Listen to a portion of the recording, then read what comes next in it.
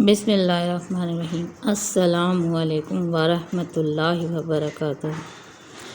ان دنوں بالکل قرآن کی جو بھی صورت دل چاہے انسان تلاوت کرے اور قرآن پاک خوب پڑھے، لیکن جن دو صورتوں کا ماہ ذی الحج میں اور خصوصاً ان آخری 7، 8، 9 اور 10 ذی الحجہ میں خصوصاً پڑھنے کی فضیلت آئی ہے، وہ دو صورتیں ہیں۔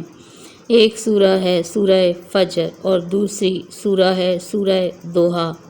سورہ فجر کی ویڈیو میں نے تلاوت اور ترجمہ پہلے بنا کر آپ کے ساتھ شیئر کی ہوئی ہے، اس کا لنک میں ڈسکرپشن میں ڈال دوں گی، اور آج آپ کے ساتھ سورہ ضحیٰ کی تلاوت اور نیچے ترجمہ ہے وہ آپ کے ساتھ شیئر کر رہی ہوں، تاکہ آپ ان دنوں ان دونوں صورتوں کو جتنا ہو سکے زیادہ سے زیادہ پڑھیں۔ اور سورہ ضحیٰ جو ہے وہ بہت چھوٹی سورہ ہے اور اس کے بے انتہا فضائل لکھے ہوئے ہیں۔ سب سے پہلا تو جو سب سے خوبصورت ایک ہے کہ انسان کا ڈپریشن دور ہوتا ہے، ٹینشن دور ہوتی ہے، اس کے دل کو سکون ملتا ہے۔ تو جب یہی انسان کو مل جائے تو خود سوچیں کہ یہ بنیادی چیزیں انسان کو زندہ رہنے کے لیے چاہیے ہوتی ہے، سکون، تو وہ انسان کو اس سورہ کے پڑھنے سے ملتا ہے۔